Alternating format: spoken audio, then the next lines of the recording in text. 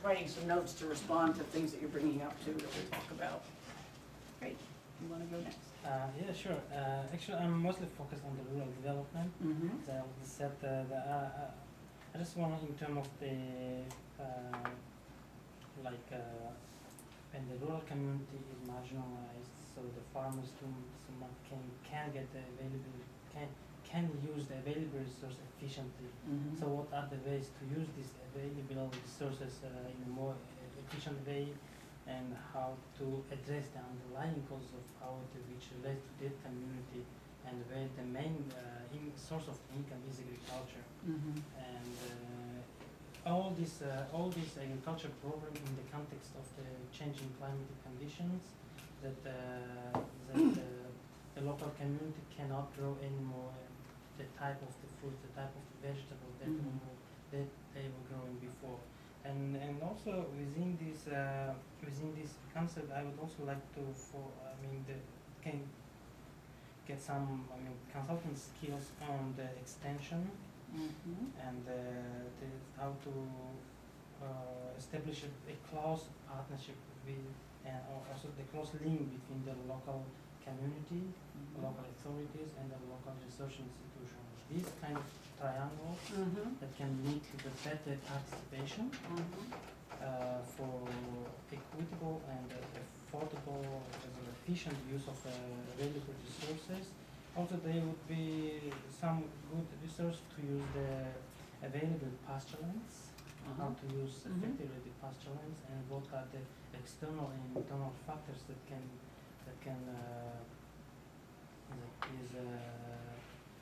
impacts it, negatively impacts the development and the management of these pasture lands, and what are the ways of technology practices, new ways of managing of the pasture lands to enrich the present the existing pasture lands, and to sustainably use and not overuse these pasture lands areas.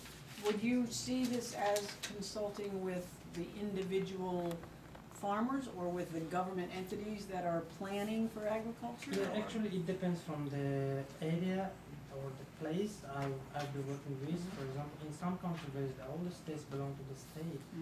Mostly we should focus with working with the government and the people who rents this land or lease this land, these lands.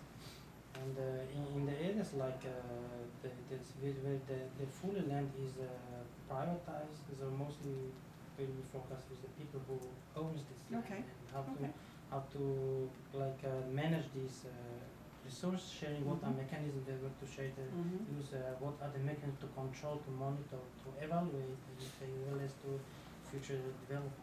One of the questions I hear that he's bringing up in my mind anyway is, in order to be a consultant, you have to, and earn money at it, you have to have an audience that's willing to pay for your services. And so some audiences are available to do that and some are not. And so that's, as you're thinking about consulting, you talked about building partnerships and relationships and so on. Some consulting is free consulting, you know. Somebody sees you as an expert and they need your help and you'll give it to them, partly because they need it and they can't pay for it. And in other situations you say, well, you know, that's nice, but, you know, I earned this and but if somebody doesn't have money but they need the service, then are you gonna be a consultant for pay or not? So those are issues you have to work out in your head as well. That's why I asked the question about, is it government or is it an individual land renter? How do I use my land more efficiently? If I don't have money to begin with, then you work out maybe another kind of payment system too, a barter system, or when my stuff comes in and so on. So there are risks inherent in being a consultant as well.